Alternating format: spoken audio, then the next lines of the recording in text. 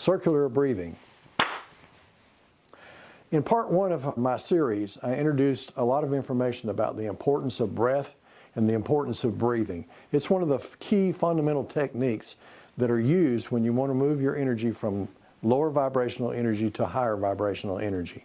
And so now I want to introduce a circular breathing technique that I haven't introduced in the other parts of the series that you can add to your practice. So with the circular breath, we're going to breathe in from the bottom of our lungs, and we're going to breathe in on the inhale and fill up all the way to the top of our lungs, and then on the exhale we let that fall out. And so if you can think of it in a concept of breathing up your back, okay, and then letting the exhale fall out over the front. So it goes like this: breathe in, breathe out,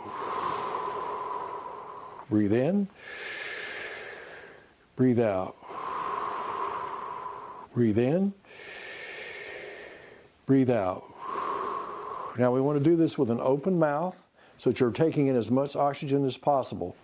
This is not the way you would breathe normally. You want to breathe through your nose normally because that warms up the air and filters the air. But for practice, for moving your energy, you want to breathe with an open mouth. This is a concept that's put forth by the International Foundation of Breath, as well as Carol Lampman, who's one of their leading components, and the person that taught me these techniques. So let's do that again now with the open mouth, breathing up the back and falling out over the front.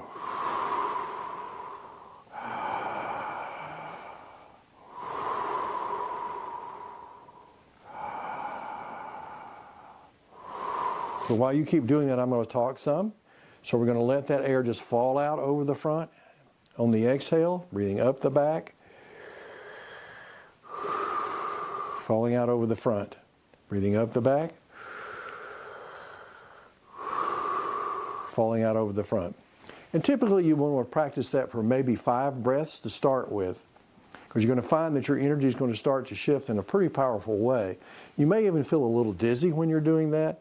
That's probably just an indication that you need to practice this more. So start with small steps, and then the idea is to work that up into several minutes, and maybe as much as 5 minutes as a practice. So say maybe for the first week. Then the technique is to do that 2 times a day for 10 minutes.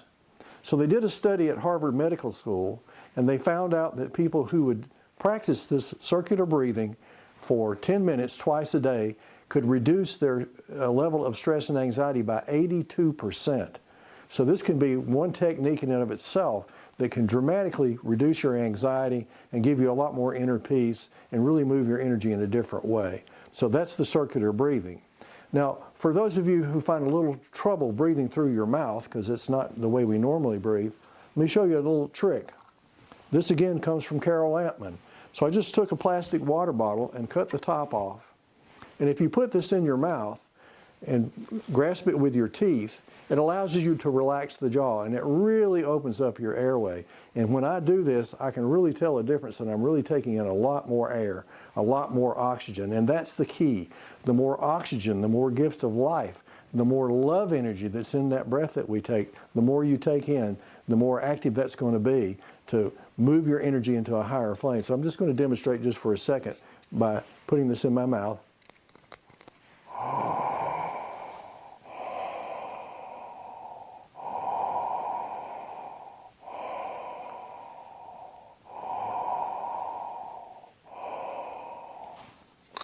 So I might recommend that you not necessarily start out with this, because you're going to take in a lot more oxygen, and I can feel the difference right there just in a few breaths myself. So this might be something you want to introduce after a few days of practicing with just your mouth without the bottle cap. But for those of you who have a little TMJ or a problem relaxing your jaw or opening your mouth wide, this really works great to do that. I also just want to suggest that you're noticing that I'm doing a circular motion with my hands. A lot of people find that either sitting or standing, that when they do it, this helps them to connect the breath. So the circular part of the breath is that at the bottom of the exhale, the top of the inhale, you don't hesitate.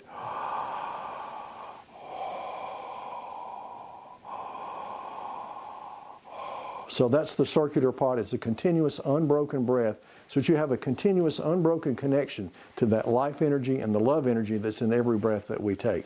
That's the circular breath, and I certainly hope that you would try and experiment with that and introduce that into your practices with any of the other techniques that I show.